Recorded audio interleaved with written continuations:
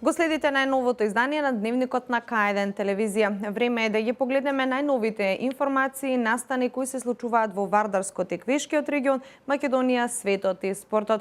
Што се беше актуелно денеска ќе погледнете веднаш по најавите. Останете со нас. Според Димов, СДСМ создава хаос во работењето на Советот на општина Велес.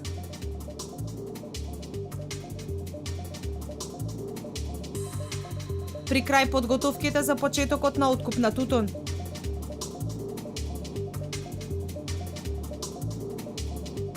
Изложба на ликовни творби представена во Неготино во рамки на проектот Градот низ детските очи.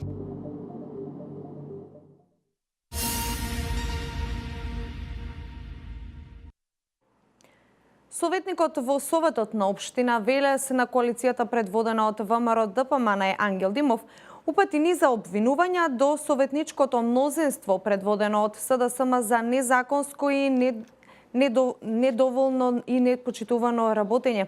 Вели дека СДСМ создава хаос во работењето на Советот, обвини за несериозност и рушење на угледот на истиот. Хаос во работењето на Советот на општина Велес создава СДСМ, обвини советникот од ВМРО ДПМН Ангел Димов. Според него, се руши угледот на органот на општината, кој треба да биде представник на граѓаните и каде треба да ги решава нивните проблеми. Вели, СДСМ покажа неподготвеност и несериозност за организацијата на работата на Советот. Тоа можевме да го видиме на неколку наврати како со незаконско и неделовничко свикување на втората седница, така и во текот на третата седница на Советот на општина Велес.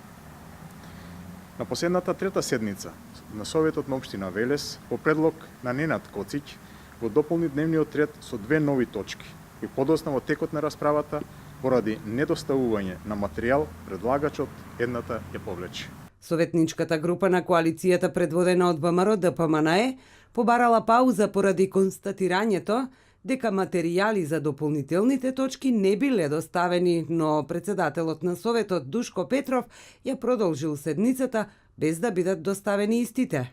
За иронијата да биде поголема, тоа е токму точката за која што СДСМ тврдеше дека има итна потреба од расправа, а се однесуваше на преземењето на мерки против загадувањето.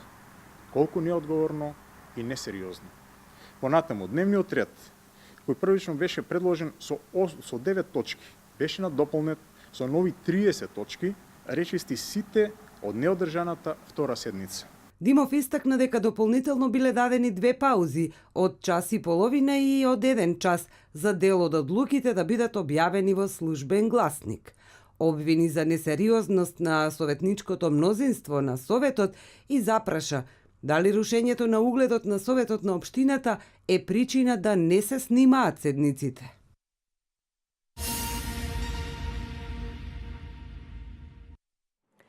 На пресконференција градоначалникот на Велес Аце Коцевски најави раскинување на договорот за изградба на градски пазар. Тој потенцираше дека веќе е постигнат договор со градежната фирма Изгрев за раскинување на договорот за изградба на споменатиот проект. Коцевски најави раскинување и на други договори за реализирање на уште неколку проекти.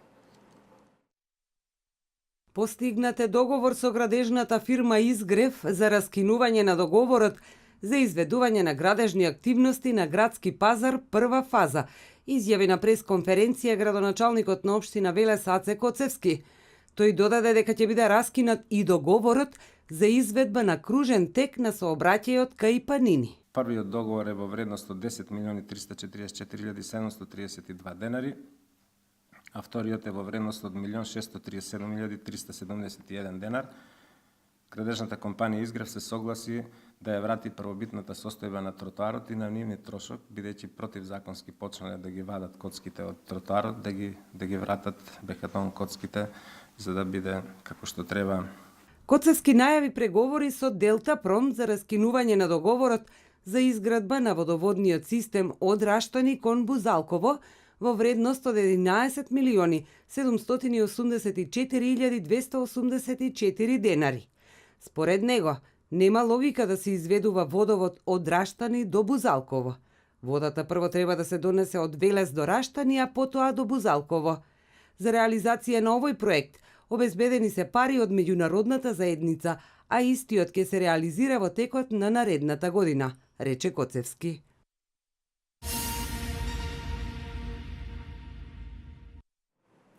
При крај се подготовките за почеток на откуп на тутун. Според проценките од страна на Сдруженијата на тутунопроизводителите и на откупувачите, годишното производство се очекува да биде на ниво од околу 24.000 тони. Со реколтата 2017 година со тутун вкупно се договорени и засадени 14.342 хектари, информира Министерството за земјоделство. Врз основа на согледувањата на терен, според проценките од страна на Сдруженијата на тутунопроизводители и на откупувачите, годинешното производство се очекува да биде на ниво од околу 24.000 тони. Согласно Законот за тутун и тутунски производи, склучувањето на договорите за производство и откуп на тутун за годинешната реколта заврши на 10 април годинава. Регистрирани се 9 откупни компании кои пријавија 29.132 договори за производство и откуп на тутун или 1750 повеќе договори во однос на минатата година, кога беа пријавени 27.380 договори, информираат од ресорното министерство. Според проценките на откупувачите, годинава очекуваат да откупат околу 24.000 тони тутун. Според законските одредби, откупот на тутун треба да започне најдоцна до 15 декември, но доколку откупувачите ги имаат исполнето сите услови, можат и порано да започнат со откуп на тутун. Годинешниот откуп на тутун ќе се реализира по стариот закон за тутун и тутунски производи, а новиот закон се очекува да се донесе до крајот на оваа година.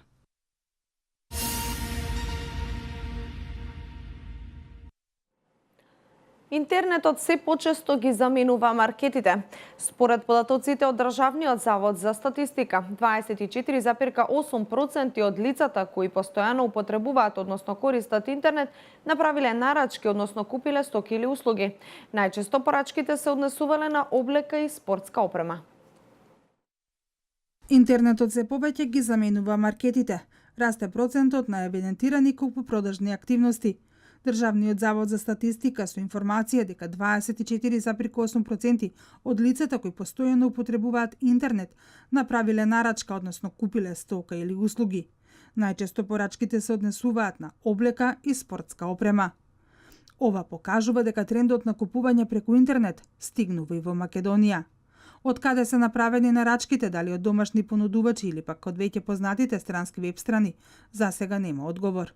Покрај облека и спортска опрема, значителен е бројот на купени ваучери преку интернет за летување и зимување, но и авионски билети. Овие податоци покрај закуповната моќ на интернетот се показател колку тој е дел од секојдневието на граѓаните. Според податоците на Државниот завод за статистика во првото тромесечие од 2017 година, 73,6% од домаќинствата имале пристап на интернет од дома. Учеството на домаќинствата според типот на населено место со широкопојасен интернет од вкупниот број на домаќинства е 67,1% во 2017 година. 24,8% од лицата што употребувале интернет кога било нарачале, односно купиле стоки или услуги преку интернет во последните 12 месеци. Мнозинството, 64,1% од нив купиле облека или спортска опрема.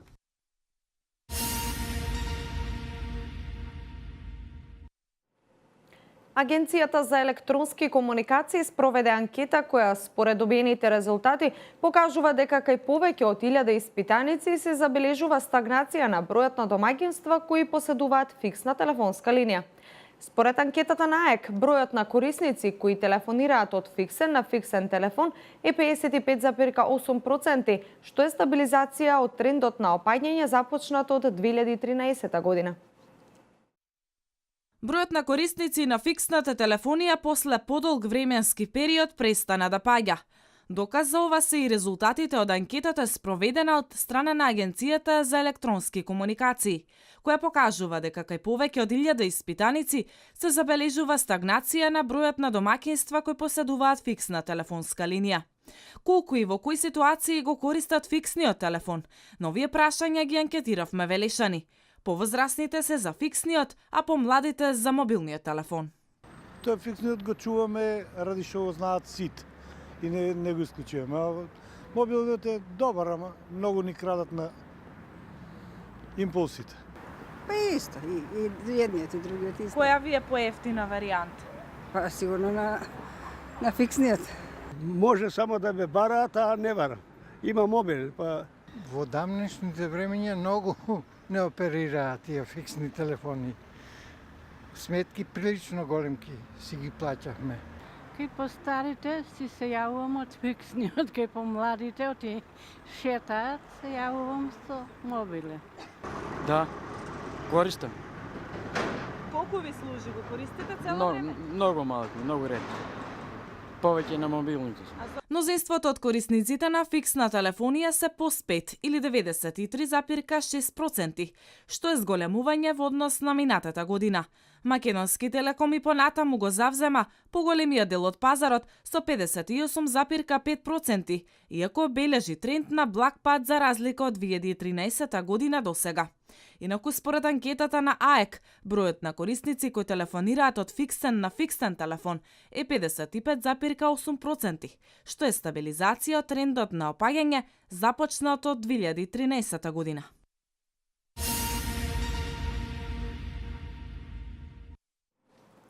Изложба на ликовни творби беа представени вчера вечер во Неготино во рамки на проектот Градот низ детските очи. Ова е проект кој успешно се реализира веќе неколку години. Истиот има за цел кај децата да развие љубов, интерес и чувство за припадност, да развие патриотизам, грижа и одговорност кон својот град. Во проектот, освен децата и наставниците, редовно и активно учество земаат и родителите. Преку изложба на детски ликовни творби беше реализирана завршната манифестација од проектот Градот низ детските очи. Проектот повеќе години наназад сплотува и креативно ги поврзува сите деца на возраст од 5 до 6 години и нивните воспитувачки, а целта на истиот е јакнење на чувството на припадност кон своето место на живење. Во рамки на проектот годинава децата од градинките учеа, твореа, креираа и наблюдуваа се она што е поврзано со нивното родно место. Преку овие активности кај децата се поттикнува високо ниво на распознавање и именување на карактеристични обележја на културата на својот град, неговата историја, институции, споменици и друго. Овој проект е дел од редовната програма која што се реализира во детската градинка Фемо Кулаков. И овој проект се реализира во сите градинки во Македонија, се разбира на свој специфичен начин. Децата се најдрагоценото богатство на секое семејство и затоа, драги родители, бидете постојано со нив. Давајте им љубов, заради тоа што тие знаат да вратат. Преку планирани активности, децата со овој проект се запознаваа со културно-историското минато на општина Неготино, како и со позначајните институции во градот. Координаторката на проектот истакна дека тие на различен и креативен начин се трудат секоја година да го представат пред јавноста. Конкретно оваа година децата со голема љубов кон својот роден град, заедно со воспитувачките изработиле голем број на цртежи, а додека пак родителите изработија макети на дел од институциите во Неготино. Носители на проектните активности се воспитувачите од големите групи во двата објекта, а директни учесници се децата од големите групи, значи децата на возраст од 5 до 6 години. Сето ова се остварува преку посети на институции, преку изложби како што е оваа денес, настани и работилници. Преку овие работилници, посети и настани, пред се зајакнува соработката со семејството, а воедно и родителите, како и пошироката јавност, се запознаваат со работата во детската установа. Од името на градоначалникот Тони Дилков присутните ги поздрави Ивица Златковиќ, кој ја истакна подготвеноста на градоначалникот и локалната самоуправа во поддршка на сите проекти и активности кои се реализираа и во иднина ќе се реализираат за создавање на подобри услови за децата во градинката. Високиот квалитет на услугите што градинката, раководството и вработените ги пружаат на корисниците, придонесува да се бара место повеќе за престој на дечињата, но за жал капацитетите во нашите градинки се ограничени.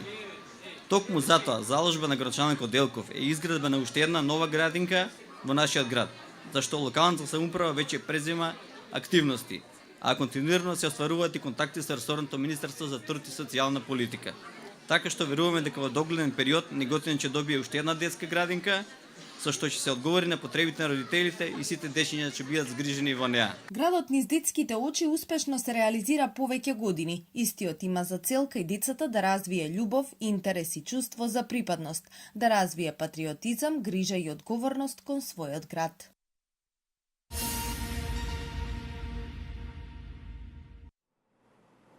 Продолжуваме со вести од Македонија.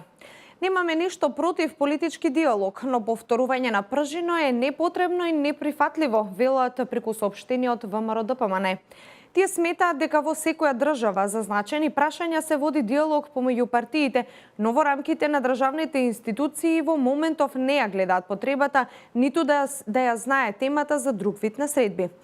Ние сме за разговори со парламентарното мнозинство, но преферираме тој диалог да биде во рамките на државните институции. За прашања како што е спорот околу името, остануваме на ставовите дефинирани во нашата програма, се вели во соопштението на ВМРО ДПМН. Додаваат дека откако ќе се детализираат работите, би излегле со конечен став во врска со евентуалните средби со партиите од мнозинството. Пратениците во Македонското собрание од понеделник продолжуваат со расправата за измените во Законот за езиците. Ова го изјави председателот на парламентот Талат Џафери. Тој информираше и за проекцијата за носење на законите до крајот на годината. Џафери истакнал дека има идеја нацрт законите пред да влезат во собраниска процедура да ги даде на разгледување на опозицијата за и тие да реагираат.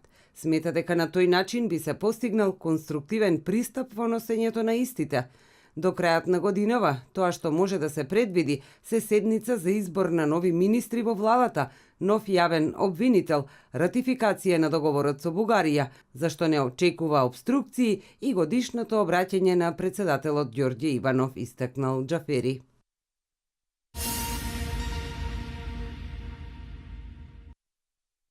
Од 15 ноември почнува да важи обврската за задолжително поседување зимска опрема во возилата, која ќе трае до 15 март идната година, потсетува Републичкиот совет за безбедност на сообраќајот и патиштата. Според Законот за безбедност на сообраќајот на патиштата, моторните возила и мобилните машини кои учествуваат во сообраќај на пат, задолжително треба да поседуваат пропишана зимска опрема. На секој возач кој постапува спротивно на одредбите од член 361 од законот, ќе му биде издаден платен налог со глоба во износ од 45 евра, односно ќе му се регистрираат 25 негативни бодови. Републичкиот совет за безбедност на сообраќајот на патиштата апелира до возачите да направат зимска проверка и подготовка на своето возило, навремено да ја обезбедат потребната зимска опрема и истата, секогаш да ја носат во своето возило и правилно да ја користат, бидејќи само на тој начин ќе се овозможат услови за безбедно управување со возилото во зимски услови и безбедно пристигнување на посакуваната дестинација.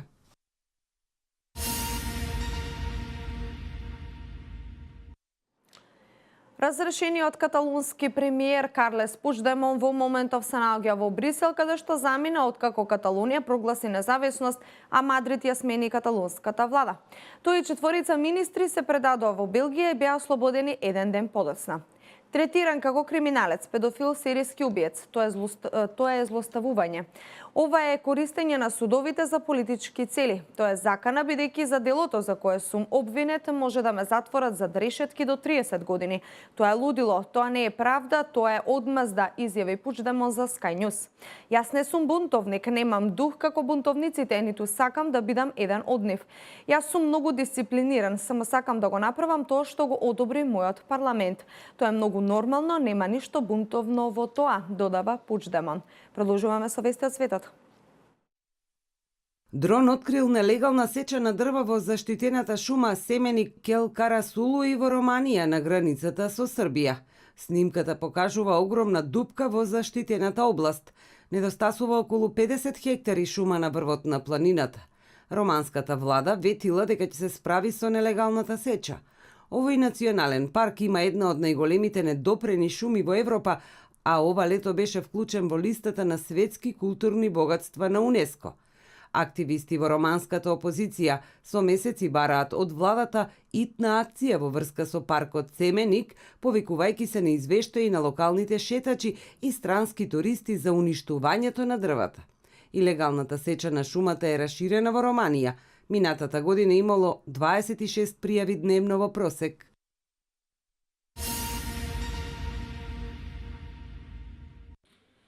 Председателите на Русија и Соединетите Американски држави Владимир Путин и Доналд Трамп накратко разговарале на маргините на самитот на Азиско-Пацифичката економска соработка во Виетнам и потврдиле заедничко соопштение за Сирија, пренесува ТАСС. Во заедничкото соопштение пишува дека председателите ја потврдуваат одлучноста во борбата против исламска држава како би дошло до конечна победа над неа и дека го почитуваат суверенитетот, независноста и територијалниот интегритет на Сирија. Се наведува дека за конфликтот во Сирија не постои воено решение и дека истиот треба да биде во рамки на Женевскиот процес и во склад со резолуцијата на Советот за безбедност на Обединетите нации број 2254. Председателите ја потврдиле важноста на зоната на деескалација во Сирија како привремени мерки за намалување на насилството и создавање услови за мирно решение за земјата. ТАСС наведува дека двајцата председатели ги повикале сите држави членки на Обединетите нации за наредните месеци да ја зголемат хуманитарната помош за Сирија.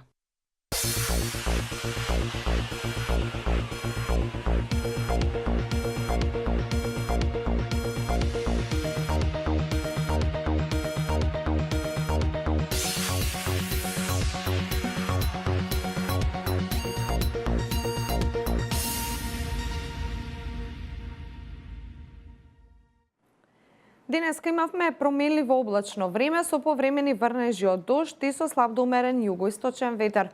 Според најавите на метеоролозите, пообилни врнежи се очекуваат во текот на ноќта и тоа во јужните и западните делови, каде се предвидува локално да наврнат над 25 литри на метар квадратен. Врнежи од снег ќе има само на повисоките планини во северозападните делови. Утринската температура се движеше од 3 до 10 степени, а дневната максимална температура достигна до 13 степен. Ова беше последната информација во Дневникот. Јас ви благодарам што и вечерва бевте заедно со нас. Останете и понатаму со К1. Пријатно!